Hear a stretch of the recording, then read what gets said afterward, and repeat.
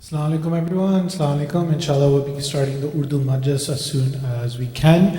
Inshallah we're going to be starting with the recitation of Hadith Kisa in English with a loud salawat. Allah.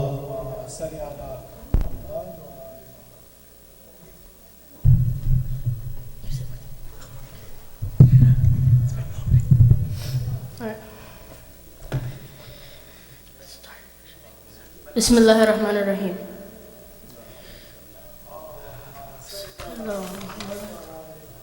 In the name of Allah, the All-Merciful, the All-Compassionate. Fatima az-Zahra, the daughter of the Prophet, peace be on them, is to have thus related an event. My father, the Prophet of Allah, came to my house one day and said to me, "Peace be on you, Fatima." I replied, "And upon you be peace." Then he said, "I feel weakness in my body." I said, "Allah protects you from weakness, father." He said, "Fatima, please bring the Yemeni cloak and cover me with it." So I brought the Yemeni cloak and covered him with it. Then I looked at him and saw that his face was shining like a full moon with its glory and splendor. After a while, my son Hassan came in and said, "Peace be on you, mother." I replied, "And upon you peace, O light of my eyes and the delight of my heart." He then said, "Mother, I smell a fragrance so sweet and so pure as that of my grandfather, the Prophet of Allah." I replied, "Yes, your grandfather is lying underneath the cloak." Hassan went near the cloak and said, "Peace be on you, my grandfather, the Prophet of Allah. May I enter the cloak with you?" He replied, "And upon you peace, my son and the master of my fountain, go there. You are given the permission to enter." So Hassan entered the cloak with him.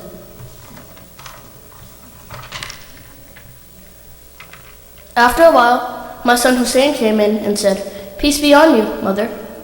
I replied, "And upon you peace, O light of my eyes and the delight of my heart." He then said, "Mother, I smell a sweet fragrance like that of my grandfather, the Prophet of Allah." I replied, "Yes, your grandfather and your brother are lying underneath the cloak." Hussein stepped towards the cloak and said, "Peace be on you, my grandfather, the chosen of Allah. May I enter the cloak with you?" He replied, "And upon you peace, my son and the interceder of my followers. You are given the permission to enter." So Hussein entered the cloak with them.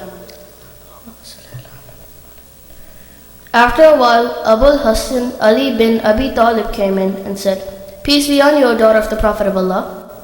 I replied, "And upon you peace, O father of Hassan and the commander of the faithful." He then said, "Fatima, I smell a sweet fragrance like that of my brother, my cousin, the Prophet of Allah." I replied, "Yes, he is underneath the cloak with your two sons." So Ali went near the cloak and said, "Peace be on you, Prophet of Allah. May I enter the cloak with you?" He replied, "And upon you peace, my brother, my legatee, my successor, and my standard bearer. You are given the permission to enter." So Ali entered the cloak with them. Then I stepped forward and said, "Peace be on you, my father, O Prophet of Allah. May I enter the cloak with you?" He replied, "And upon you peace, my daughter, O part of myself. You are given the permission to enter." So I entered the cloak with them. Getting together underneath the cloak, my father, the Prophet of Allah, held the two ends of the cloak and raised his right hand towards the heavens and prayed, "O Allah, these are the people of my household, Ahlul Bayt. They are my confidence and my supporters. Their flesh is my flesh, and their blood is my blood. Whoever hurts them hurts me too. Whoever displeases them displeased me too. I am at war with those at war with them. I am at peace with those at peace with them. I am the enemy of their enemies, and I am the friend of their friends. They are from me, and I am from them. O Allah, bestow your blessings, benevolence, forgiveness, and your pleasure upon me and upon them, and remove impurity from them, and keep them thoroughly pure." Then the Lord Almighty Allah said, "O my angels, O residents of my heavens, verily I have not created the erected sky, the stretched earth, the illuminated moon, the bright sun, the rotating planets, the flowing seas, and the sailing ship. But for the love of these five lying underneath the cloak." Jibreel, the trusted angel, asked, "Who are under the cloak?" The Almighty answered, They are the household of the Prophet and the assets of prophethood. They are Fatima, her father, her husband, and her 2 sons. Jibreel said, O Lord, may I fly to earth to be the 6th of them? Allah replied, Yes, you are given the permission. Jibreel the trusted landed near them and said, Peace be on you, Prophet of Allah. The All-Highest conveys his peace on you and his greetings and says, By my honor and glory, O my angels, O residents of my heavens, verily I have not created the erected sky, the stretched earth, the illuminated moon, the bright sun, the rotating planets, the flowing seas, and the sailing ships, but for your sake and love. God has given me permission to enter the cloak with you. May I join you, O Prophet of Allah? The Prophet replied, And peace be on you, O trusted bearer of Allah's revelations. You are granted the permission. So Jibreel entered the cloak with us and said to my father, Allah sends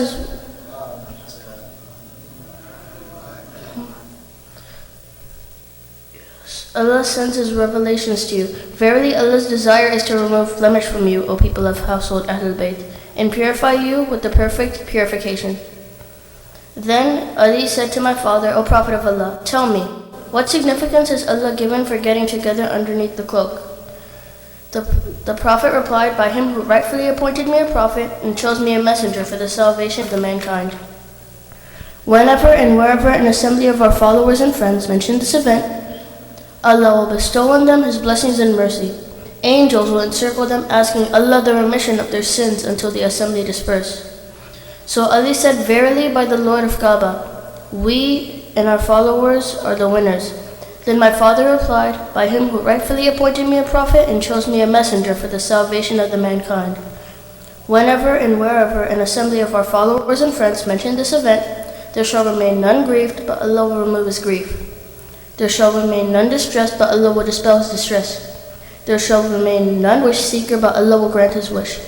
Ali happily said, Verily, by the Lord of Kaaba, we and our followers are the winners and the blessed in this world and the next.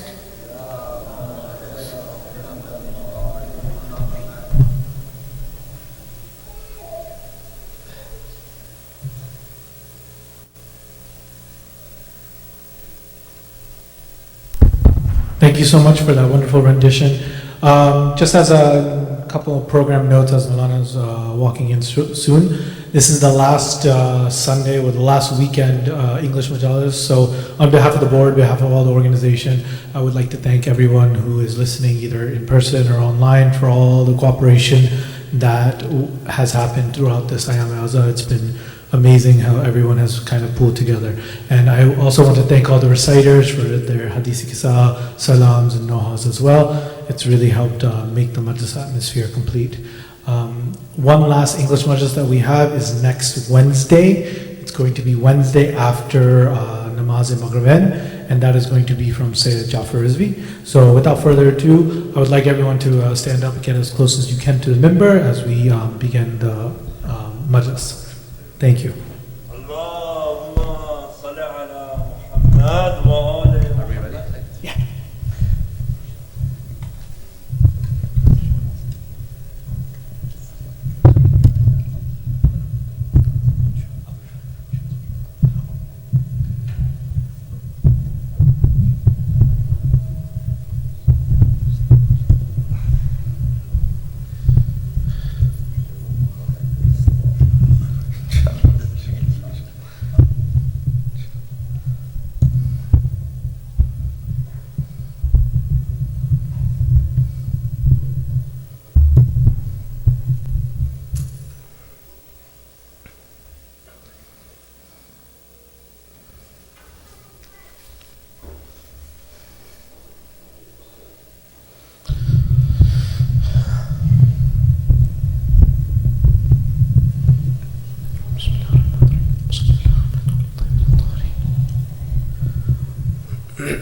صلى على محمد وآل محمد.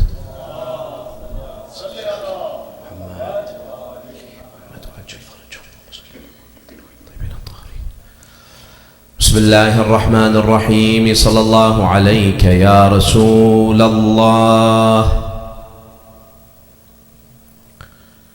صلى الله عليك وعلى أهل بيت بيتك المظلومين.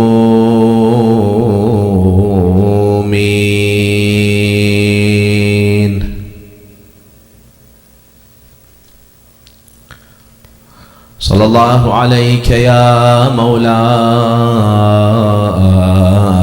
وابن مولاي يا أبا عبد الله الحسين يا شهيد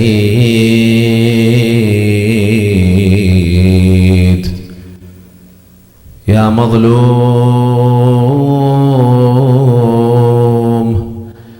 يا غريب كربلاء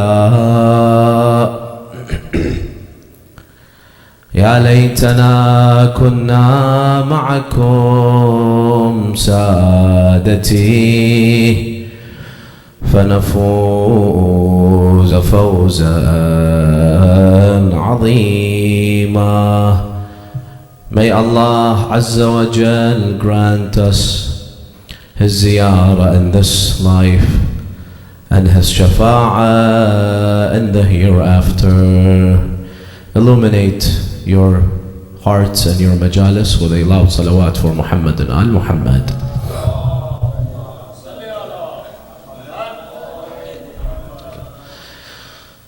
Respected brothers and sisters, Assalamu alaikum wa rahmatullahi wa barakatuh.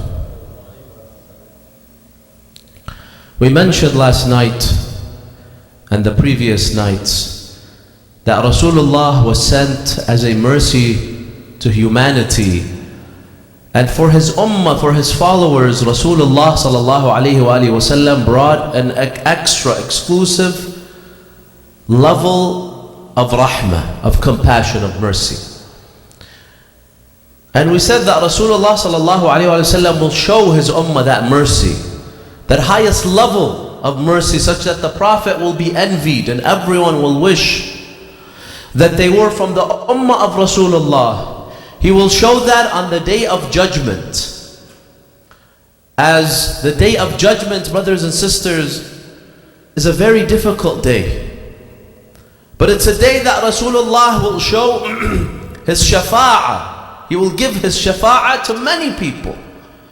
And this, we mentioned last night, is the maqam al-mahmud, the lofty and exalted position, maqam, that Allah subhanahu wa ta'ala has given Rasulullah. That he will have the power to exercise shafa'ah, intercede on behalf of anyone. And Allah subhanahu wa ta'ala will honor that. And our traditions of the Ahlul Bayt mention that every person, every single human being will be in need of the shafa'ah of Rasulullah. No matter how pious and virtuous I become, no matter how high I can elevate in the darajat of my iman, even if I pray all the nawafil, do all the mustahabbat, whatever I do, the Imams of Ahlul Bayt in numerous hadiths, they state that we will all be in need of the shafa'ah of Rasulullah. Every person will be in need of the shafa'ah of Rasulullah. Because the shafa'ah of Rasulullah is not just for the sinners. If someone says, I have never sinned, or I sinned but I repented from all of my sins, why do I still need the shafa'ah of Rasulullah? I still need the shafa'ah of Rasulullah. Because the shafa'ah of Rasulullah gives you much more than having your sins forgiven. It gives you much more than that. How? We'll explain inshallah.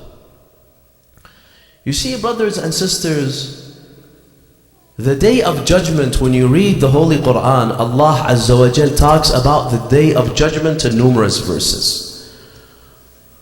One of the names of the day of judgment is the day of desperation. It's a day that we will be very desperate. It's a day that we will all be in great fear when Allah subhanahu wa ta'ala resurrects us. And that is because every human being will know that they will be tried by Allah Azza wa Jal. It's the day of reckoning. Allah Azza wa Jal is going to hold me accountable for everything I did, for everything I said. And that's why many people on that day, if not everyone, will be in a state of panic. People will start panicking. They'll be anxious. They'll be afraid. Because the trial and the reckoning of Allah subhanahu wa ta'ala is ahead of them. And they are afraid of Allah, not because Allah is unjust. Sometimes in this world we're afraid of some powerful people because we're afraid they might oppress us. Allah subhanahu wa ta'ala, when we say fear Allah Azza wa Jal, have taqwa and fear Allah, we fear Allah's justice. Ya man la yukhafu illa adluh.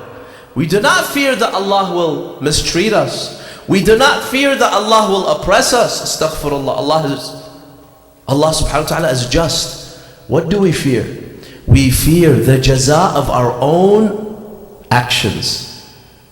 Because we know in this dunya, unfortunately, we misbehaved.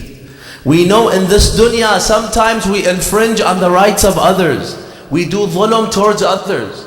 When you think of dhulm, don't just think of someone who is a ruler, someone who has power. I can be a zalim towards my spouse, towards my children. A ghiba, brothers and sisters.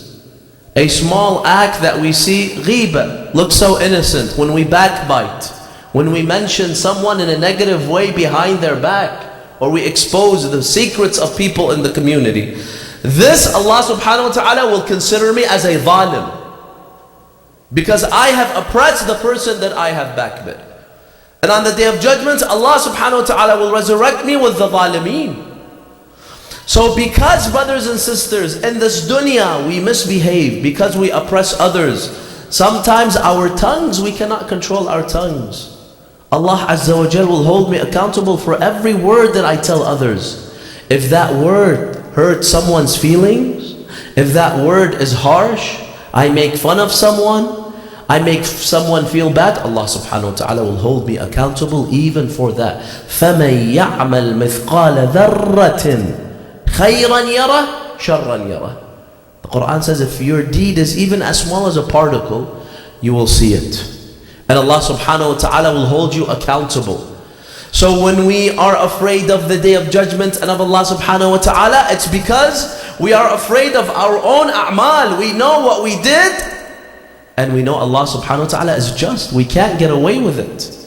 In this dunya, many people get away with their wrongdoings. Maybe no one will believe the madhloom. Maybe there's no evidence, proof against me. There's no witnesses. The government won't see. I could get away with it. But with Allah subhanahu wa ta'ala, we know we can't get away with it. So this is why people will be panicking on the day of judgment. There's a verse in the Quran where Allah subhanahu wa ta'ala illustrates how He gives the book of a'mal to everyone. And those individuals that have committed sins, that committed many sins in this dunya, they will start to panic. These individuals will have a heart attack.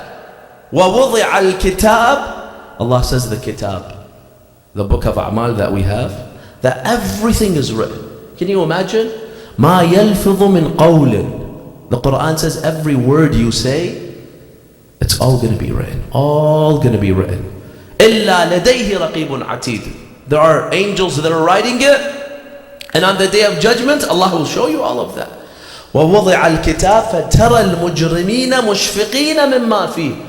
You will see that those that committed evil in this dunya, mushfiqeen, when they see their book, they will be shivering. Oh my God, what is inside my book? Everything that I did, Allah subhanahu wa ta'ala has it in this book, written to the finest details.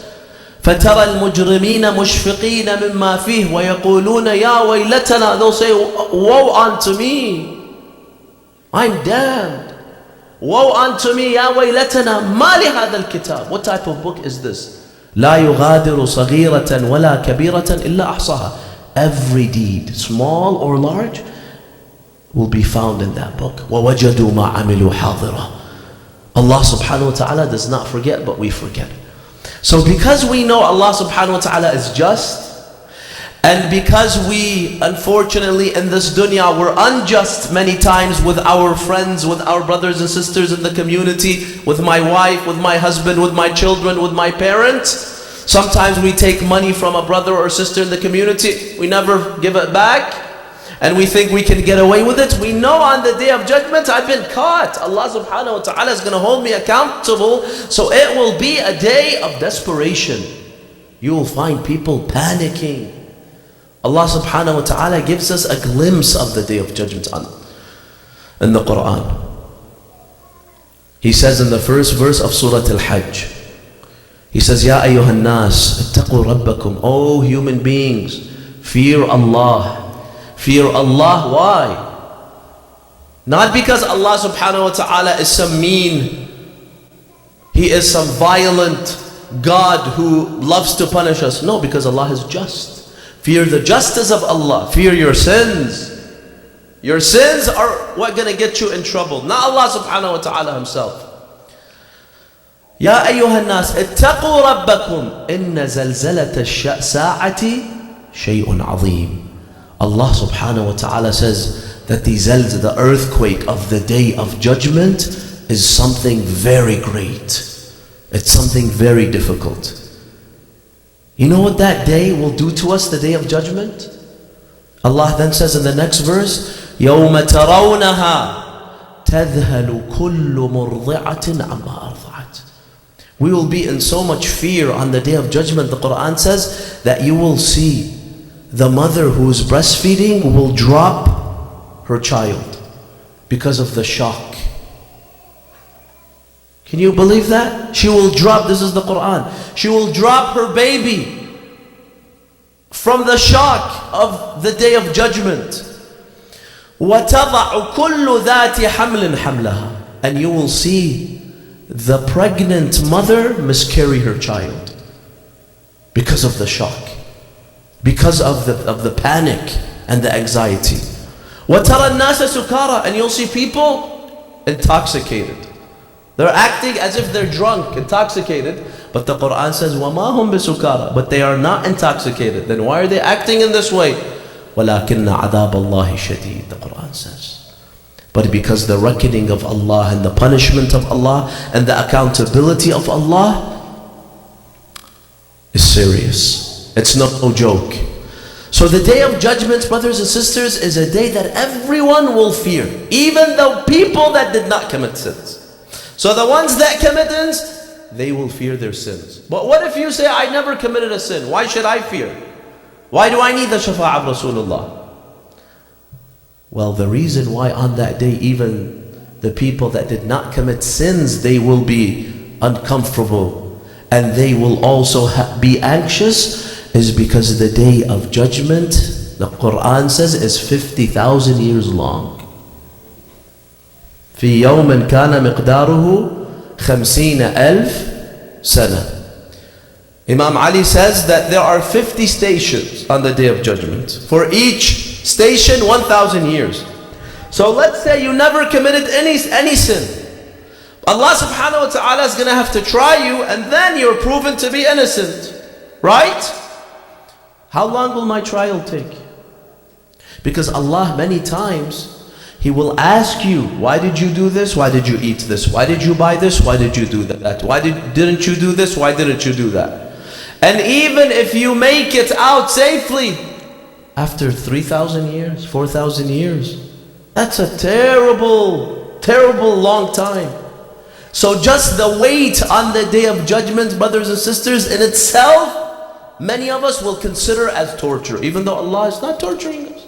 Allah says, just wait. There's 50 stations. Wait for your turn. I have to show you your a'mal. I have to weigh them. I have to bring the witnesses, the mizan, the sirat, 50 stations. And then finally you go to paradise. So even if Allah subhanahu wa ta'ala aslan does not punish you at all, but do you want to go through that lousy long system? Has anyone been audited before? Even if in the end, nothing happens. Just the process of being audited is annoying. When you arrive sometimes to the airport and the officer will interrogate you. Let's say you know that you're not going to get in any trouble, but 2-3 hours they just make you sit. You consider that as what? As punishment. You consider that as something terrible, because we human beings have no patience. Sometimes your doctor delays you 30 minutes, we lose patience. You think we have patience on the day of judgment, just to wait and wait and wait and wait and wait until finally we're done with 50 stations and then we go to Jannah? So even the believers on the day of judgment who know, who are given a promise that you're not going to be punished, still they'll be unhappy. Still they want what? They want a way to go to paradise earlier. So the Imams of Ahlul Bayt alayhimus salam say that everyone on that day will be looking forward to the shafa'ah of Rasulullah, because they know that it's through Rasulullah that they are able to skip, that they're able to what? To leave all those lines. Rasulullah sallallahu alaihi wasallam and his family, Ahlul Bayt, they can help us on the day of judgment, not just by having our sins forgiven, but also by what? By making the day of judgment much easier and much faster, much better experience. Allahumma salli ala Muhammad wa ali Muhammad. So the day of judgment, brothers and sisters, is not an easy day. It's a day that we will all be looking forward to the shafa'ah of Rasulullah. And it's a day, as I said, of desperation. Because Allah subhanahu wa ta'ala will be counting all my deeds. The Quran tells us that on the day of judgment, your relatives will come to you, will ask you for help, but you will not help your relatives. You go to your relatives, you will ask them for help, but they will not help you. No one will help anyone on that day. Why? Because everyone's thinking about themselves. The Quran says, يَوْمَ يَفِرُّ الْمَرْءُ مِنْ أَخِيهِ وَأُمِّهِ وَأَبِيهِ وَصَاحِبَتِهِ وَبَنِيهِ وَفَصِيلَتِهِ الَّتِي تُؤْوِيهِ وَمَنْ فِي الْأَرْضِ جَمِيعًا وَصَاحِبَتِهِ وَبَنِيهِ لِكُلِّ امْرِئٍ مِّنْهُمْ يَوْمَئِذٍ شَأْنٌ يُغْنِيهِ. You will run away, your father will come to you, my dear son, I spent so much money on you, I raised you, I gave you your college tuition, I did this, I did that, please help me. How do I help you? Give me some of your good deeds. You tell him, no way, Ana, I have my own self to worry about. Ana, I'm trying to find someone to help me. You want me to give you my good deeds? Sorry, I don't even know you. The Quran says, يَوْمَ يَفِرُّ. You will run away. Your mother will ask you, my dear son, 9 months I carried you in my womb. You can't give me some of the hasanat? You went on that ziyarah. You used to give sadaqah, donate to your masjid. Give some of that sadaqah, give some of that thawab to me. You will run away from your mother. I'm sorry, I don't even know you, because today all I am worried about is me. لِكُلِّ امْرَئٍ مِّنْهُمْ يَوْمَئِذٍ شَأْنٌ يُغْنِيهِ. I have myself to worry about. I can't worry about you. There's enough on my plate. Please don't burden me. So we run away from each other. This is how the day of desperation is. And on that day, the only person or the only group, brothers and sisters, that we know will help us, and they will not run away from us, and they will be generous from us, are Muhammad and Al Muhammad. And this is the exact hadith of Rasulullah. He said that one day Jibreel told me, Ya Muhammad, on the day of judgment, every human being, you know what they'll be telling Allah? Ya Allah, me, Ya Allah, nafsi, nafsi, save me. I don't care about anybody else. I don't care about my brothers and sisters. Ya Allah, just save me. Because when you become real desperate, you don't think logically anymore. So the Quran says you think people are crazy. You think people are intoxicated, but because they want, all they want is to be saved from that day, from the long wait, from the adab, from the questioning, from the interrogation, from all of that long process. He tells Rasulullah, everyone on that day will be saying, Ya Allah, me, except you. Except Rasulullah and obviously Ahlul Bayt alayhimus salam. Rasulullah will be saying, Ya Allah, my ummah. Ya Allah, please forgive my ummah. So every single one of us, we will look forward to the shafa'ah of Rasulullah. And we will want Rasulullah to give us from his shafa'ah, inshaAllah, and his Ahlul Bayt.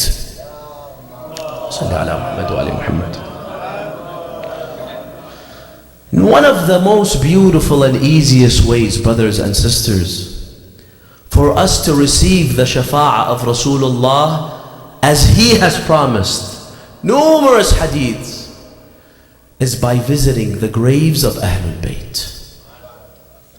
If you want the shafa'ah of Rasulullah to be guaranteed for you, then visit the graves of Ahlul Bayt, of Rasulullah, of Amir al-Mu'mineen, of Imam Hassan, Hussein, Fatima, and all the other Imams of Ahlul Bayt. For the Prophet has promised that whoever visits the graves of his family, he promised that he will be there for them. In every station, he will save you from your sins. He will save you from the questioning. He will save you from the long lines until he makes sure that you enter paradise. There's a book called Kamil al-Ziyarat. It's a compilation of the ahadith of Ahlul Bayt about ziyarah.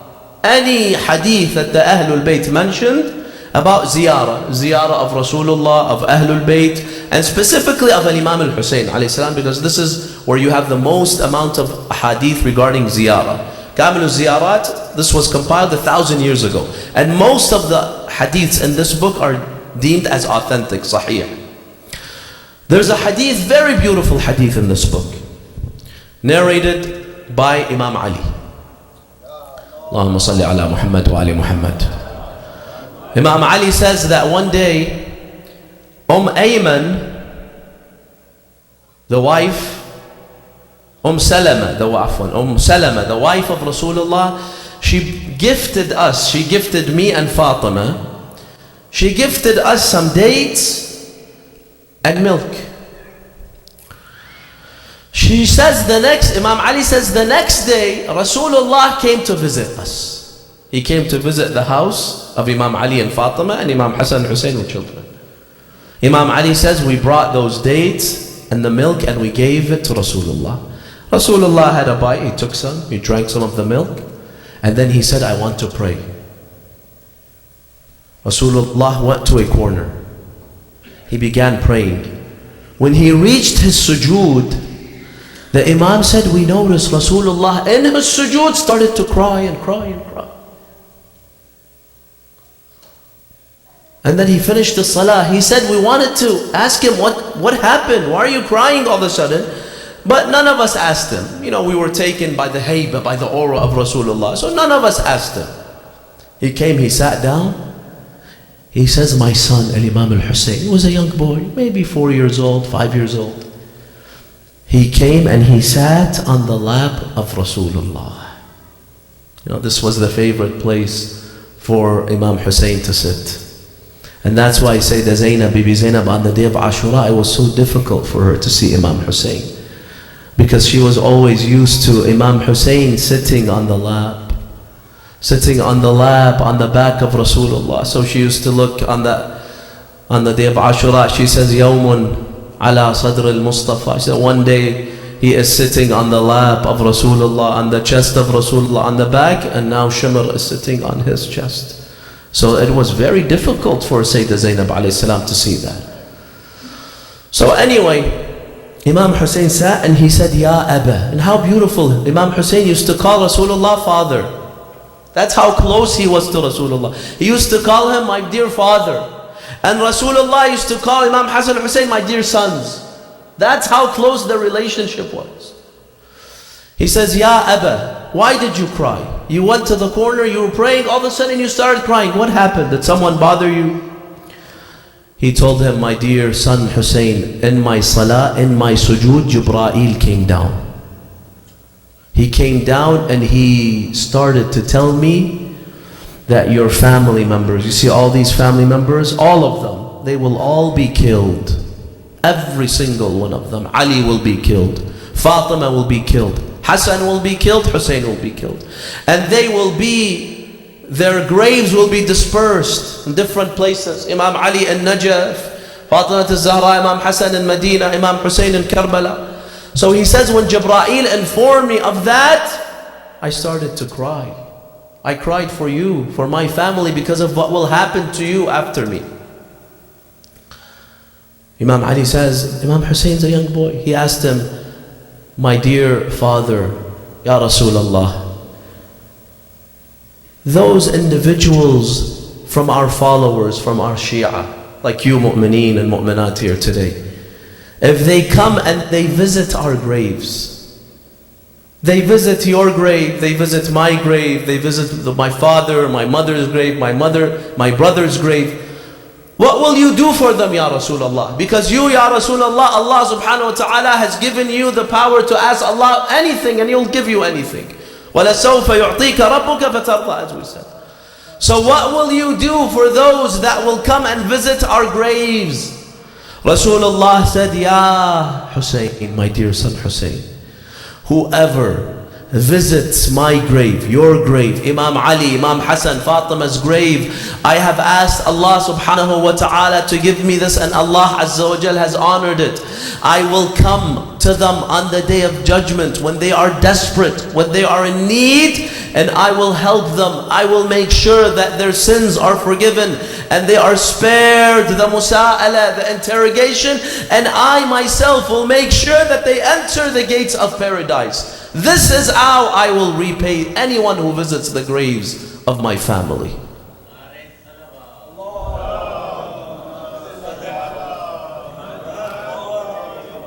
The greatest blessing, brothers and sisters, the greatest tawfiq that Allah can give you in your life is not to make you rich, is not to give you health, is not to give you wealth. The greatest tawfiq is if Allah Azza wa Jal inspires you to love Ahlul Bayt and then to go and visit their shrines. And this is an exact hadith from the Imam, from Imam al-Sadiq, where he says, إذا أحب الله عبدا قذف في قلبه حب الحسين وحب زيارة الحسين. If Allah loves someone, you know what Allah will do to that person? Make them rich? No. If someone is rich, it doesn't mean that Allah loves them. Maybe Allah is testing that person with their money. So many people, it is because of their money that will lead them to the punishment on the day of judgment. Because they could not what? Money makes us sometimes greedy, makes us stingy, makes us arrogant. If you see someone, Allah subhanahu wa ta'ala has given him many children, that's not necessarily a sign. Yes, it could be, but it's not necessarily a sign that Allah subhanahu wa ta'ala loves them. But do you know what is a definite sign that Allah loves someone? Al-Imam al-Sadiq says, if Allah loves someone, He will inspire that person to love Imam Hussein and to visit Imam Hussein's grave.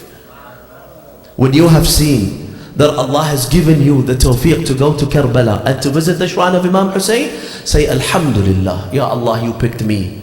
Because there are so many people that have money, that have perfect health. They have everything except what? Tawfiq. And I'm talking about even people who claim to be followers of Ahlul Bayt. Never go to ziyarah of Ahlul Bayt, alayhimus salam. Because they're so preoccupied with their business and their dunya and their commitments, and they keep on saying, later I'll go, inshallah, inshallah, inshallah, inshallah, I'll go. Unfortunately, this is a person that I see Allah has forsaken. When Allah loves someone, He will give them the honor of ziyarat al-Hussein. And when you do ziyarah of Imam Hussein alayhi salam, you receive the best treatment on the day of judgment. Rasulullah sallallahu alayhi wa sallam will be there for you. Rasulullah sallallahu alayhi wa sallam and Imam Hussein and all the members of Ahlul Bayt, they will be your shufa'a on the day of judgment. There's another hadith in the book of Kamil al-Ziyarat where Imam al-Sadiq speaks about the za'ir of Imam Hussein. I know some of you went to Karbala. May Allah subhanahu wa ta'ala accept your deeds, your a'mal during Arba'een or any time during the year. The hadith of the Imam says that on the day of judgment, Allah, Imam al-Sadiq says, will honor the zuwar of my grandfather Hussein. Those that visited Imam Hussein, Allah will honor them in a way that everyone will wish they were a za'ir of Imam Hussein. And whoever never went to ziyarah of Imam Hussein, they will be so sorry. They will be filled with regret. Why didn't I go visit Imam Hussein? Alhamdulillah, now we have planes. Alhamdulillah, Allah has given us everything. We go and we stay in the best hotels in Karbala, and yet I didn't go.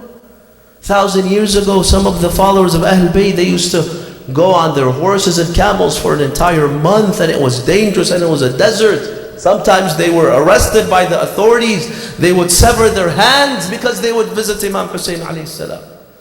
But yet they had the tawfiq to go and visit Imam Hussein.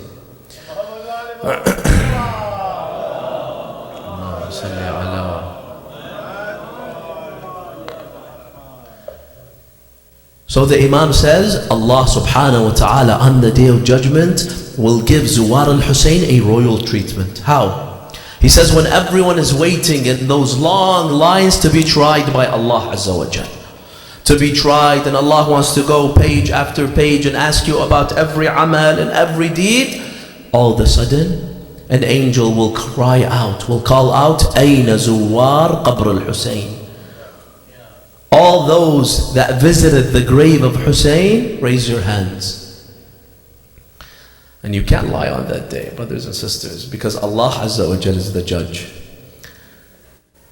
Anyone that visited Hussein in the dunya, let them raise their hands. So the hadith says all these people, thousands, millions, maybe they raise their hands. We visit Hussein. They take you to the side.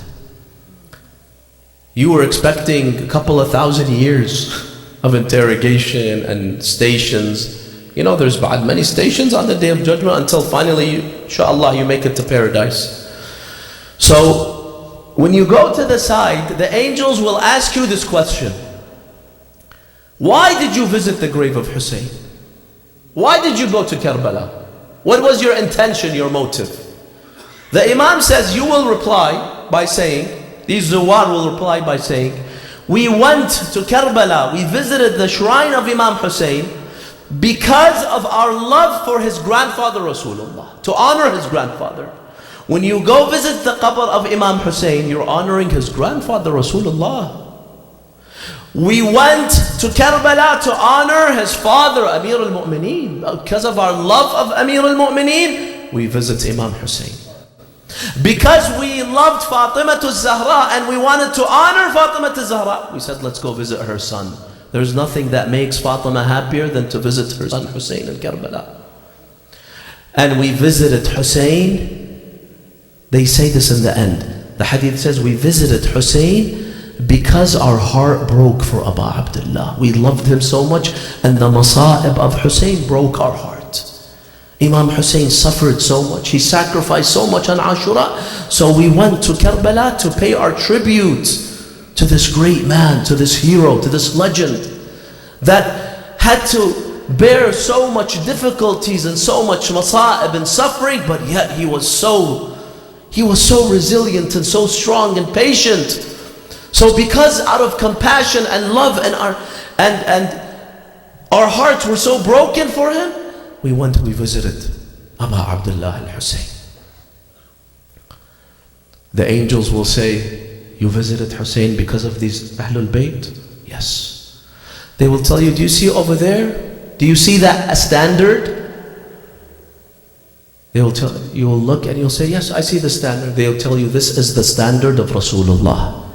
The Prophet on the day of judgment, he will have a standard. Just like in the dunya, he had something like a flag. He had a standard in the dunya, he will have a standard on the day of judgment. The ahadith even speak about the standard of Rasulullah. It will be called Liwa'ul Hamd, the standard of Hamd. Now who will be carrying the liwa of Rasulullah on the day of judgment? The person that used to carry the liwa of Rasulullah in the dunya. Who was it other than Ali ibn Abi Talib? Imam Ali alayhi salam, in every battle, he would be the one carrying the standard of Rasulullah. So on the day of judgment, Imam Ali will be carrying the standard of Rasulullah. They will tell you, do you see that standard? They will tell you, Muhammad, Ali, Fatima, Hassan, Hussein, they're all over there. And they are marching to paradise. Leave this line and go and join Muhammad and Al Muhammad and enter paradise with them. Allahu Akbar.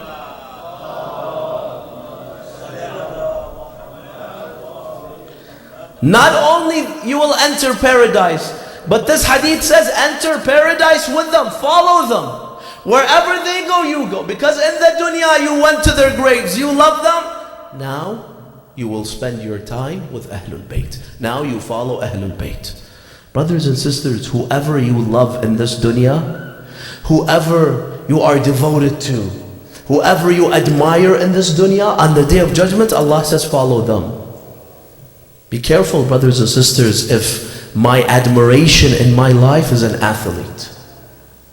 If my admiration in this life and my role model is one of these actors, an athlete, one of these entertainers, Allah subhanahu wa ta'ala will resurrect all these athletes that we love, right? And He says, Yallah, your whole life you're obsessed with these people. You were obsessed with the Ronaldo and the LeBron James and the I don't know who and this singer and this actor. Yallah, follow them. Wherever they go, you go. Do you want to follow those people on the day of judgment? I don't think so. You're going to try to disown them. You're going to try to disavow yourself from them. But Allah subhanahu wa ta'ala says your whole dunya, all you said, all you did, it was you cried in their name. Your lisan, your tongue was constantly busy doing dhikr of this athlete and of this person. Khalas, now go and follow him. Wherever he takes you, he goes to paradise, no problem. But what if he didn't? And if you love Muhammad and Al Muhammad, Allah subhanahu wa ta'ala will tell you to follow Muhammad and Al Muhammad.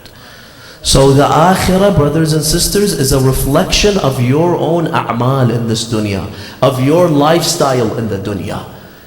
Who is your role model in the dunya? How many hours a day do you spend reading and thinking about Ahlul Bayt? If your role model is this businessman, all I think about Bill Gates. All I think about Tim Cook, Steve Jobs. How can I be like them? On the day of judgment, Allah says, Tafaddal, go with them wherever you want. Because your life, you're obsessed with these people. Whoever you obsess about, Allah subhanahu wa ta'ala will tell you, follow them. So the angels tell you, follow Muhammad and Al Muhammad, and they will take you to paradise, and you enter paradise with them. So when people see how lucky the Zuwar of Hussein are, the hadith says, how much Allah honors them, treats them like royal kings, everyone, brothers and sisters, will wish that they had visited Abu Abdullah al-Hussein, as I said. Everyone will say, why didn't I go visit Imam Hussein? I could have visited Hussein. And look at the great honor. Ahlul Bayt are so generous, brothers and sisters. You give them the smallest thing, they give you everything. They give you everything. They give you an eternal life of bliss and happiness and comfort. And all you gave them was a little. You went and you visited their graves fi sabilillah, because you love them. Because your heart was broken for Ahlul Bayt, for Imam Hussein alayhi salam. That's why you visited them. And it's not just visiting Imam Hussein alayhi salam and the graves of Ahlul Bayt. This is not the only way. This is one of the best, most beautiful ways to achieve the shafa'ah of Rasulullah. Another way that the Imams of Ahlul Bayt tell us that you can receive that royal treatment on the day of judgment is by crying for the masa'ib of Imam Hussein. Also in the book of Kamil al-Ziyarat, the 6th Imam, Imam al-Sadiq, he says in the hadith, Sallu ala Muhammad wa ali Muhammad. He says, on the day of judgment, كُلُّ عَيْنٍ بَاكِيَةٌ يَوْمَ الْقِيَامَةِ. Every eye shall weep on the day of judgment. Why? We said because of the fear, because of the anxiety, because of the panic. كُلُّ عَيْنٍ بَاكِيَةٌ يَوْمَ الْقِيَامَةِ إِلَّا, except عَيْنٌ بَكَتْ عَلَى مُصَابْ جَدِّي الْحُسَيْنِ.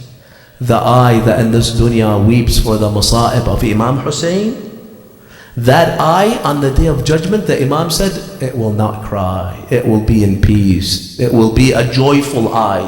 It will be a happy eye. These individuals will not cry. Allah subhanahu wa ta'ala will keep them happy, will keep them safe, and will keep them comfortable. While you see everyone is panicking, you have this unbelievable state of comfort, of tranquility. You ask why? You're told by the angels, because you used to cry for Abu Abdullah al-Hussein, you cried then, you're not going to cry now. Those that are crying right now, because in the dunya they did not cry for Abu Abdullah al-Hussein. كُلُّ عَيْنٍ بَاكِيَةٍ إِلَّا عَيْنٌ بَكَتْ عَلَى مُصَابْ جَدِّي الْحُسَيْنِ. And then the Imam in the long hadith, he says, And those individuals that cried for Imam Hussein, look at the reward that Allah gives them. Wallahi, the generosity of Ahlul Bayt is unbelievable. Yani we shed a few tears for Imam Hussein. What did we do? Nothing. But for Ahlul Bayt alayhim salam, it's everything. Because they're so generous. They're so appreciative of whatever you do for them. The hadith says that while people are waiting in the lines to be held accountable in the reckoning of Allah, Allah tells you, you know what? Those that cried for Imam Hussein, you guys can leave the lines and you can come and see Imam Hussein. You can come and see Hussein. The hadith says, where is Imam Hussein on that day? The hadith of the 6th Imam said, Imam al-Hussein will be standing by the arsh of Allah. He spoke about the arsh, the throne of Allah. He will be standing under the throne of Allah subhanahu wa ta'ala. The angels will bring you, you see the face of Imam Hussein. One look at the face of Imam Hussein, that beautiful, glorious face, you will forget everything but all the difficulties you went through, even if you were waiting for so long, you will forget everything.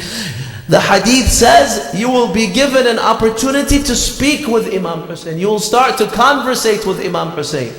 The 50,000 years of Qiyamah will pass by in seconds because of how much you are enjoying just looking at the face of Hussein and talking to Abu Abdullah al-Hussein. This is the hadith of the 6th Imam, brothers and sisters. Imam al-Sadiq mentions this. And then you will be in so much joy and pleasure just by looking at Imam al-Hussein and his nur and speaking to him. Qiyamah is done. The angels call you to Jannah. Yalla, come to Jannah, we're waiting for you. You tell them, leave me alone. I just want to see this holy face. I just want to spend time with Hussein.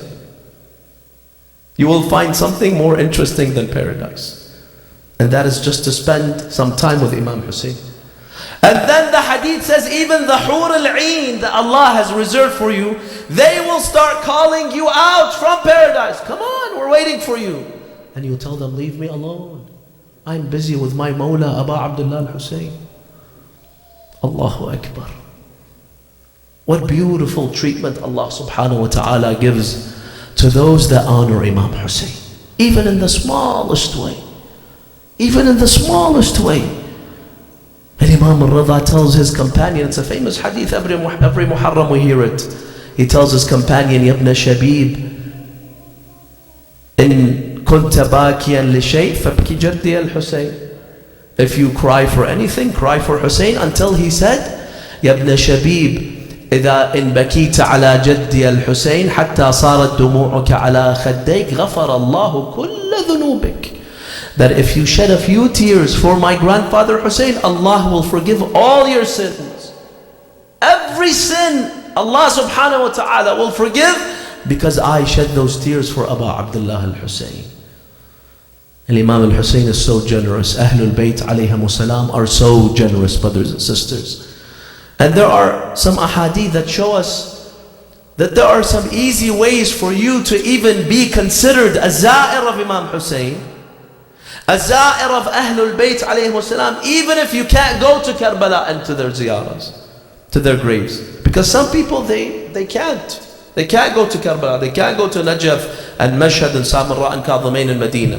Either because of financial issues, or because of health complications, or visa issues and green card and whatever. They really can't. For these people, the Ahlul Bayt used to teach some of their companions. They used to tell them, for example, Imam al-Sadiq taught one of his companions who told him, I can't go and visit Hussein. He told him, every day, go on the highest place. He told him, go on your roof. Now here we can't go on the roofs. The highest place in your house. And give a salam to Imam Hussein. Direct your body towards Karbala. Look towards the right. Look towards the left. And then say, Assalamu alayka ya Aba Abdullah wa rahmatullahi wa barakatuh. Takes you seconds. The Imam says, Allah will write you a za'ir of Aba Abdullah al-Hussein. So when the angels on the day of judgment will call, where are the zuwar of Hussein? You can also raise your hand. Your name will be amongst the zuwar of Aba Abdullah. Something that simple, brothers and sisters. See how easy it is? And some people say it's hard to please Allah, it's hard to be religious, it's hard to go to Jannah. La wallahi, it's not hard. Wallahi, Allah is so compassionate. Allah subhanahu wa ta'ala is so easy and lenient with us, more than we can imagine. And in another hadith, the Imam, he says, whoever is not able to visit the graves of Ahlul Bayt, our graves, because of any excuse, they're far, whatever it is, then let them go to their local graveyard and let them visit the believers, the mu'mineen in the graveyards. Allah will write them amongst the zuwar of the graves of Ahlul Bayt.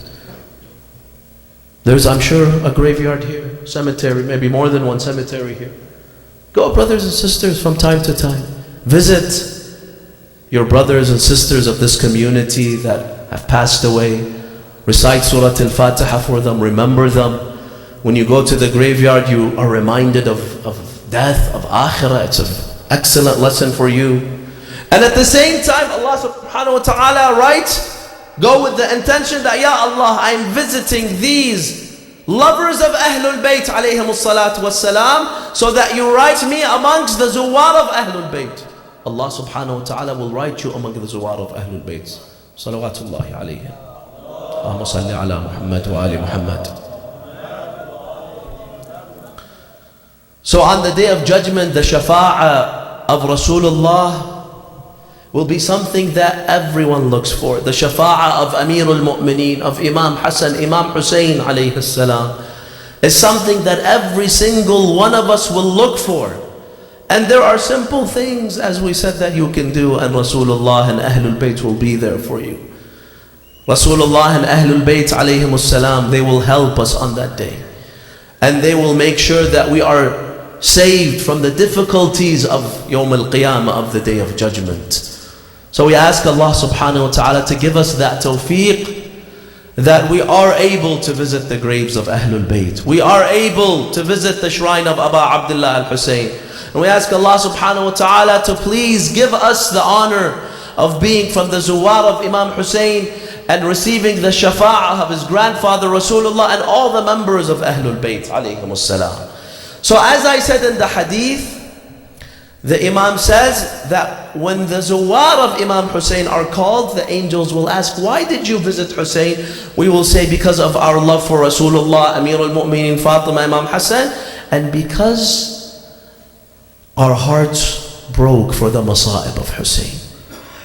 We went to Karbala because we saw that Imam al-Hussein alayhi salam was so great and he really deserves being visited.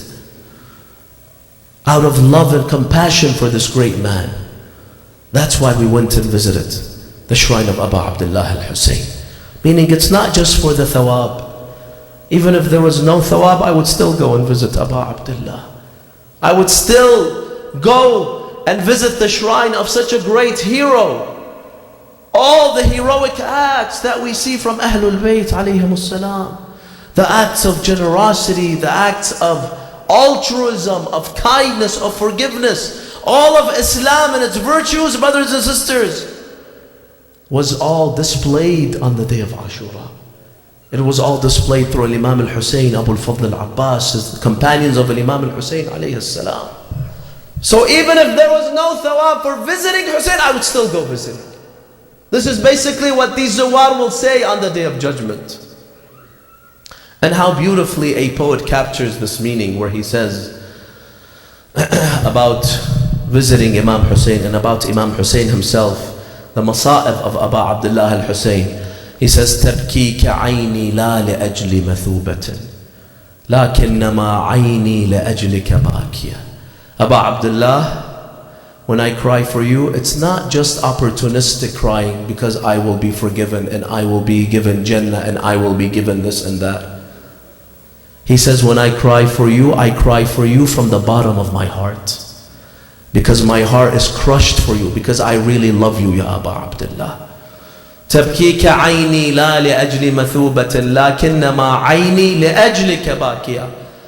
تبتل منكم كربلاء بدم ولا تبتل مني بالدموع الجارية.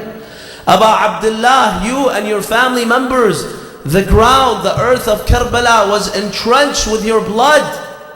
And I can't shed a few tears? You shed all your blood for Allah subhanahu wa ta'ala. Is it too much for me to shed a few tears for you, Aba Abdullah? Wallahi, this is nothing compared to what you saw, compared to what you gave. And that's why you see in Ziyarat al-Nahiya, Sahib al-Asri wa Zaman, the ziyarah he does to Imam Hussein, he mentions exactly this. He says, Aba Abdullah, my dear grandfather, لأن أخرتني الدهور وعاقني عن نصرك المقدور. Aba Abdullah, I was not able to be there in Karbala. I was not able to be in Karbala 1,000 years ago. I was not able to be there and fight for you and protect you and support you. Even Sahib al-Zaman wishes that he was with his grandfather Hussein to save him, to protect him. Ya laytana kunna ma'akum fanafuza fawzan azima. Even Imam al-Mahdi says this in Dua al-Nahiya, Ziyarat al-Nahiya. He says, فلئن أخرتني الدهور وعاقني عن نصرك المقدور ولم أكن لمن حاربك محاربا. And he says, I was not able to defend you and to protect you and to fight those enemies. He says, فَلَأَبْكِيَنَّ فَلَأَنْدُبَنَّكَ صَبَاحًا وَمَسَاءً. He says, Aba Abdullah, because I was not able to be there, because I was not in that generation, I was not born yet, but because I was not there to fight for you in Karbala, I will cry. I will cry every day in the morning and in the night because I missed out on that opportunity to be one of the shuhada of Karbala. Allahu Akbar. This is Imam Ma'soom. He says, I will cry every day for your masa'ib. Every day for not having the tawfiq, for not being able to be there in Karbala to fight for you. Because Allah did not create me in that generation. And then he says, وَلَأَبْكِيَنَّ عَلَيْكَ بَدَلَ الدُّمُوعِ دَمًا. And I will cry, I will shed, I will cry not tears, but I will weep blood for you, Aba Abdullah al-Hussein, for all the masa'ib that befell upon you. He says, حَتَّى أَمُوتَ بِلَوْعَةِ الْمُصَابِ وَالْإِكْتَى. He says, I will cry for you until I die out of grief. I will cry for you, Aba Abdullah, until I die because of how much I cry for you, because of the grief and the mourning and how depressed I am. This is how much I will cry for you, Aba Abdullah al-Hussein. Wallahi, brothers and sisters, if we cry our entire lives for Imam Hussein alayhi salam, it's still not enough for all the masa'ib that Imam Hussein alayhi salam saw on the day of Ashura. How much can one heart bear on the day, on one day, all these masa'ib, one after the other, they fell on Imam Hussein. The people that he loved most were all killed and ripped into pieces right in front of the face, eyes of Aba Abdullah al-Hussein. Just imagine what Imam al-Hussein alayhi salam went through when his little baby Aliyun al-Asghar, Abdullah al-Radhi'. Imam al-Mahdi continues in Ziyarat al-Nahiya. He reaches the part where he does his salam to the little baby of Imam al-Hussein alayhi salam. He says, As-salamu ala Abdullah ibn al-Hussein al-Radhi'. الطفل الرضيع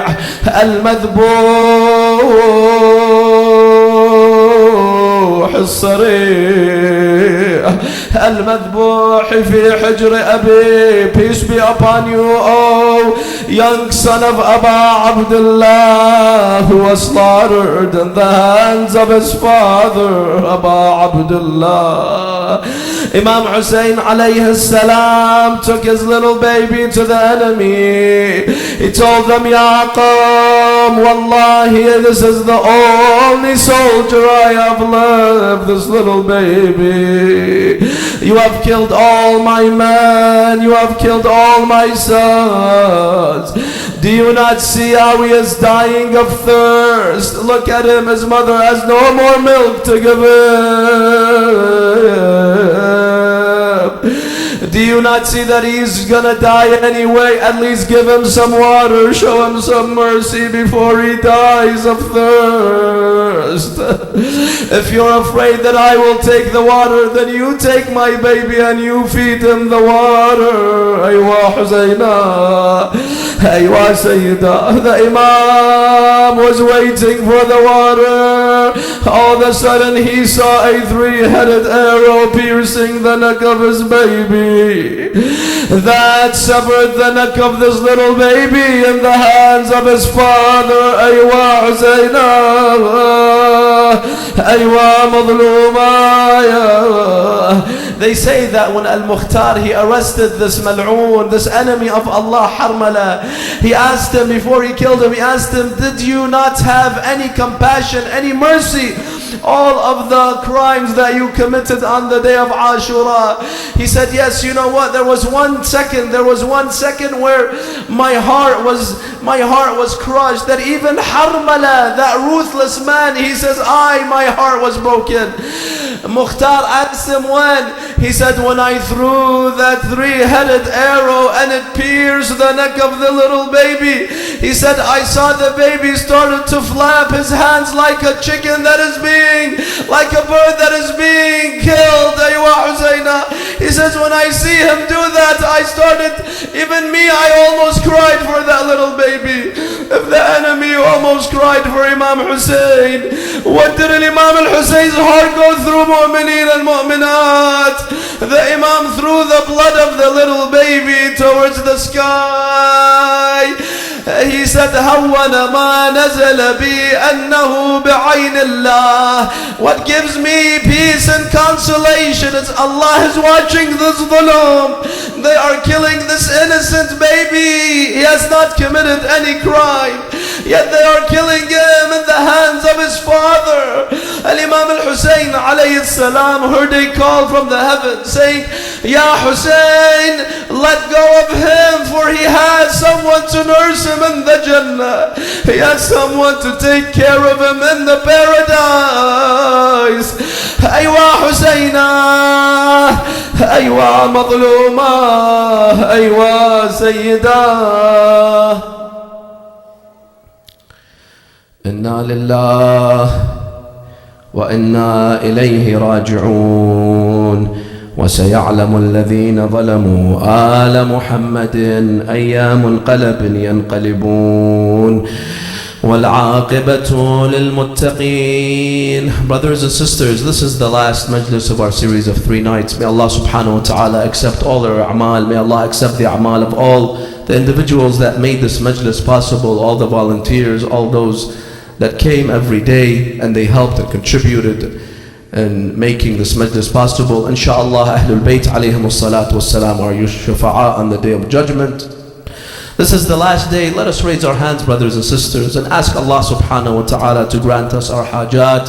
Ask Allah subhanahu wa ta'ala to cure all those that are sick, brothers and sisters. Many people that I know from all across the world that are in need of our dua. Let us appeal to Allah subhanahu wa ta'ala's mercy through Ahlul Bayt alayhimus salam and ask Allah Azza wa Jal to bring His shifa insha'Allah upon all these mu'mineen, mu'minat that are in need. Maybe some of your friends, relatives are in need of dua. Anyone that has any haja, we ask you, Ya Allah subhanahu wa ta'ala, to accept our du'as and grant them their hajat after we mention these words 10 times. Bismillah ar-Rahman ar-Rahim. Ya Allah, Ya Allah, Ya Allah, Ya Allah, Ya Allah,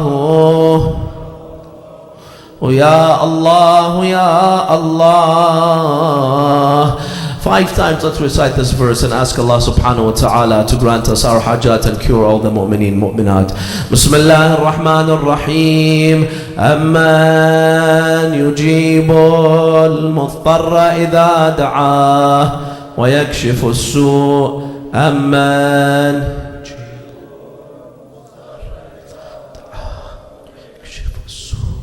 أمن يجيب المضطر إذا دعاه أمن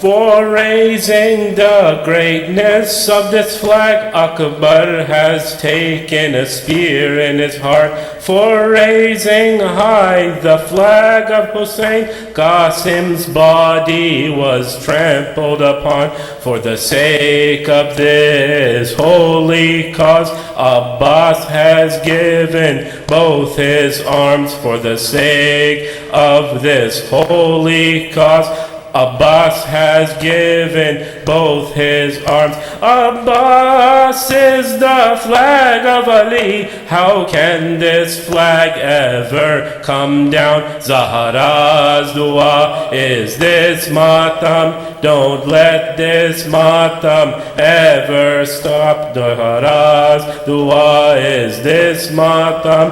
Don't let this matam ever stop. Zahra's dua is this matam. Don't let this matam ever.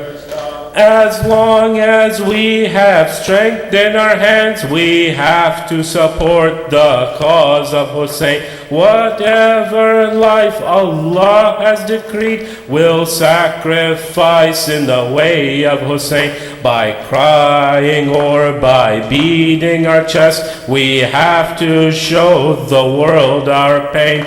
By crying or by beating our chest, we have to show the world our pain. Fatima Zahra has come here with hope that you will shed some tears. Zahra's dua is this matam. Don't let this matam ever stop. Zahra's dua is this matam. Don't let this matam ever stop. Zahra's dua is this matam. Don't let this matam ever stop. Say, say, say, Ummero Bab, oh Our Lady, Ummero Bab, Ummero Bab, oh Our Lady, Ummero Bab, Ummero Bab, Our Lady, Ummero Bab. You see that infant head on the spear, and how it's slaughtered from ear to ear. You see that infant head on the spear, and how it's slaughtered from ear to ear. He is my baby, Ali Asghar. He is my baby, Ali Asghar. His shahada is inqilab. Ummero Bab, Our Lady, Ummero Bab,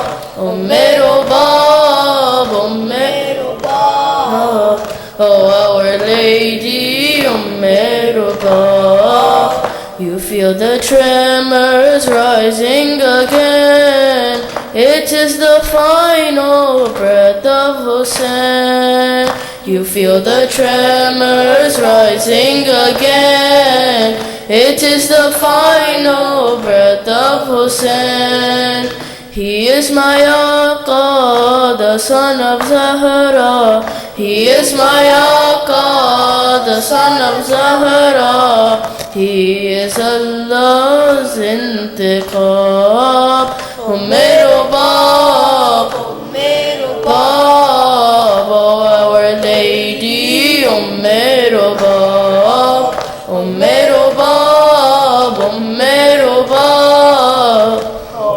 Lady, Ummero Bab. You hear this angel weeping alone. Her cries of Baba challenge the throne. You hear this angel weeping alone. Her cries of Baba challenge the throne. She is Sakina, my little princess. She is Sakina, my little princess. Her Sahara is Bhuturab. Oh mero Bab, oh Our Lady, oh mero Bab, oh mero Bab, oh Our Lady, oh mero Bab. Oh, not a single moment of calm from the streets of Kufa to Sham. Oh, not a single moment of calm from the streets of Kufa to Sham. Oh, can you see us, oh our Shia? Oh, can you see us, oh our Shia? At the mercy of every mob. Oh, mero Bab, oh Our Lady, oh mero Bab, oh mero Bab, oh Our Lady, oh mero Bab. Say Hussein. Say Hussein. Say Hussein. Say Hussein. Say Hussein. अलविदा राहत जान, अलविदा शेर जवान, है अली जान, अली जान, अली जान, अली जान. अकबर मन, नौजवान अकबर मन, ऐ अकबर मन, नौजवान अकबर मन. हो गई शाम गरीबान, अली अकबर जागो, मचली जानिब जिंदा, अली अकबर जागो. बेटा मादर है परेशान, अली अकबर जागो. चल गए खैमे यहाँ है कयामत का समा, चल गए खैमे यहाँ है कयामत का समा. अलविदा जान, अली जान, अली जान, अली जान. अकबर मन, नौजवान अकबर मन, ऐ अकबर मन, नौजवान अकबर मन. मेरावी از حرمه کوش کد و قامت بسرم، میروی دور رو برد گریه کنون اهل حرم. تو عصای منی و خام شده مادر کمرم. ای گله پرپر من، نوجوان اکبر من. ای گله پرپر من، نوجوان اکبر من. الوداع جان، علی جان، علی جان، علی جان. اکبر من، نوجوان اکبر من، ای اکبر من، نوجوان اکبر من. तेरी वो लेली सी जुल्फे मुझे याद आती है, तेरी वो नज्म सी आंखें मुझे तड़पाती है, तेरी वो नूर सी बातें मुझे रुलवाती है. हो गया वक्त अजान, हो मेरे लाल कहाँ, हो गया वक्त अजान, हो मेरे लाल कहाँ. अलविदा जान, अली जान, अली जान, अली जान. अकबर मन, नौजवान अकबर मन, ey अकबर मन, नौजवान अकबर मन. यूसुफ करम و بلا جانی و جانان منی، من پریشان مادر تو پریشان منی. شاهد غم شدن دل لویران منی. ای گله پرپر من، نوجوان اکبر من. ای گله پرپر من، نوجوان اکبر من. الوداع جان، علی جان، علی جان، علی جان. اکبر من، نوجوان اکبر من، ای اکبر من، نوجوان اکبر من. دل کا ارمان تھا اکبر تیرا صحرا دیکھوں، سر پہ عباس علمدار کا سایہ دیکھوں. कैसे अरमानों को आप अपना बिखरता देखूं. तेरे सीने में सिना कैसे जिंदा रहे माँ, तेरे सीने में सिना कैसे जिंदा रहे माँ. अलविदा जान, अली जान, Ali John, Ali John. Akbar man, no jawon Akbar man. Hey Akbar man, no jawon Akbar man. نرد با مادرت انجام به سارح نرود نرو تا بید دون خیمه به قاوق نرود طرف شام بلارین تباعت نرود ای گوله پر من نوجوان اکبر من ای گوله پر من نوجوان اکبر من الوداع جان علی جان علی جان علی جان اکبر من نوجوان اکبر من ای اکبر من نوجوان اکبر من ای اکبر من نوجوان اکبر من یا حسین Ya Hussein, Ya Hussein, Ya Hussein, Ya Hussein, Ya Hussein, Ya Hussein. Allahumma salli ala Muhammad wa ali. Mutawajjih Zahra.